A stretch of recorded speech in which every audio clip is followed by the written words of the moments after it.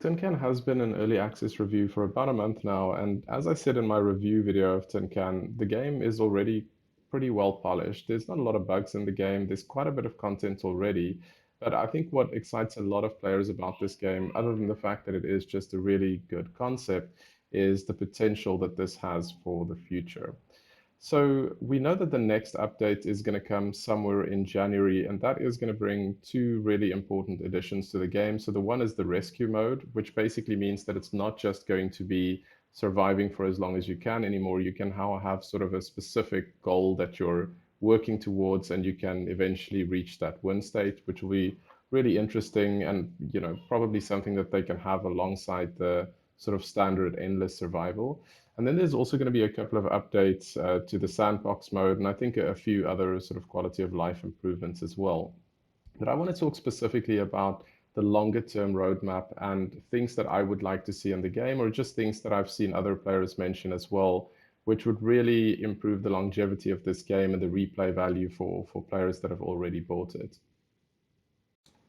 So as I said, the rescue mode is planned, but I think having some variations around how this rescue mode works would be really nice for players. So the obvious one would be to let you choose how long it takes before the rescue occurs, and also to give you an option in terms of a range around that. So say, for example, you pick 40 minutes for the rescue mode, then you could choose a 10-minute range or a 20-minute range, and that means that the rescue could occur 20 minutes sooner or later, just to keep it a little bit more exciting for the players as well. Something else that'll probably take a bit more development time would be to have some new systems that relate specifically to the rescue. So something that I thought about is they can kind of set it up so that the rescue is something that can start at any point in time. So say, for example, there's always a chance that you can get rescued, but a ship needs to spot you first. And once they spot you, there's a certain amount of travel time before they get to you. Now, systems that could relate to this could be a beacon system, which of course would have components that you'd need to manage like all of the other systems. But the beacon would increase the chances of being spotted. And potentially, when the beacon is activated and they do know they have spotted you already, that can make it easier for them to find the ship and basically just reduce the time it takes to travel to you as well. And related to that, they can have a communication system. So the communication system could be for sending and receiving information once you have been spotted by the rescue ship. And this could be useful in cases where, let's say, for example, the beacon fails, but you still have the communication system. Then you can keep updating your location or help them to find your location via the communication system. Of course, you wouldn't use actual speech for this. They could have some gameplay element that represents that.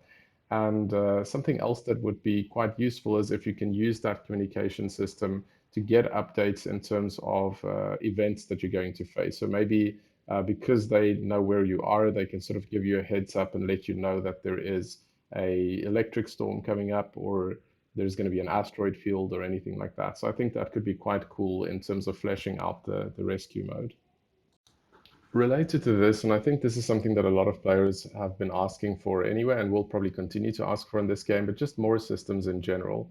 So you can broadly categorize them into the life support systems, which could be critical in a lot of cases in order for you to survive, and then other systems that are just useful to have. So this includes things such as having lights in the ship or the gravity system that just makes it easier to move about, but it's not necessarily life critical. And of course, the beacon and the communication system could fall into this category as well. So you're not going to die without them, but they could make it easier to get rescued and to sort of see certain events coming. And related to that as well, an early warning system would be really good in this game. So something that can give you some idea in terms of when the next event's going to occur and some idea of what that event could be. And of course, this is also interesting from the perspective that if you do have a communication system, then the early warning system is going to be really useful before you make contact with a ship. But once you make contact, then you can sort of switch off the early warning system and rely on the communication with a rescue ship to inform you what is going to come up in the future. But yeah, as I said, just more systems in general, I think would make it more interesting and give you more options in terms of switching out parts between systems as well. Something else that could be really interesting in this game is because a lot of these systems have CRT monitors. If you had some way of editing these systems and messing with them to basically use them in ways that they were not intended to be used, but it could potentially solve some problems for you. And this sort of goes back to Originally, I compared this game to The Martian in terms of that book, and the movie is all about how he is utilizing systems in different ways in order to solve problems. And this game has a lot of potential in that regard. So examples could include if you were to take, say, the temperature management system and you change the settings on it so that it creates more heat or it sort of goes above or below the optimal ranges, and you do that in preparation for a cold or a hot event. Or perhaps you can edit the basically the power generator or the power management system so that you can overclock it in some ways, just in order to get more power when you're in a bind, or maybe you can reduce the power output in certain situations when that makes sense.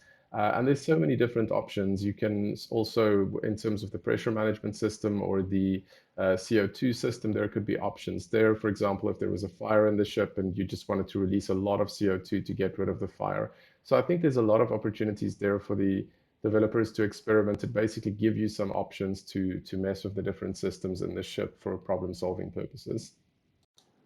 The next one's probably an obvious one, which is just more events to go through in the game. So currently there are four events in this version of the game, which is the hot, the cold, and then the electric storm and the asteroid fields, which happen quite a bit.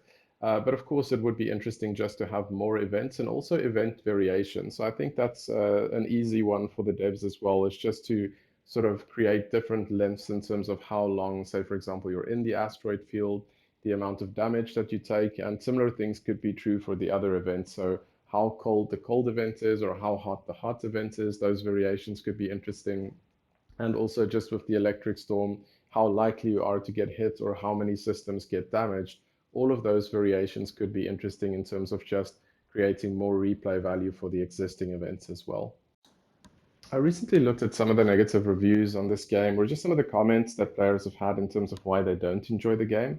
And I think a lot of it relates to the fact that there's this repair box, and you can basically just, at the start of the game, scrap all the parts that you don't think you're going to need. And then for every part that breaks, you just put it into the repair box and you repair it. Now, I don't inherently think that is a problem the way the game's currently been designed, because the repair box isn't actually the most efficient way to play. You should really try to find alternative parts from other systems first, just because it costs more effectively to do things via the repair box. But that said, I do think there is something in that, and there's an opportunity there, because the way it works right now is you have different systems. Each system has components, and then you can put that into the repair box to get parts. And one thing that they could think about doing is to make those actual physical parts that you can take out of a given component. And then every component would have parts, and that would, of course, overlap with parts from other systems. And they can decide which parts will overlap depending on which components.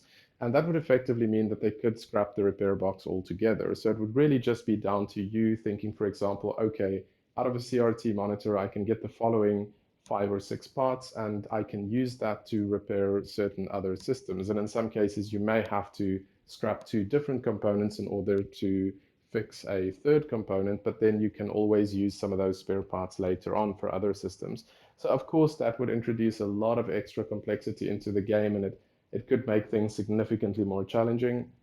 But it could also be an option. So it could be that you can either play with the repair box, or you can have advanced mode where you would effectively have this part system that makes up the different components. From the first time I played this game, I thought that multiplayer would be a really nice addition. On one of my previous videos, somebody commented and said what they could do is just have a slightly bigger pod, and then you have 2 people in the pod working together to survive.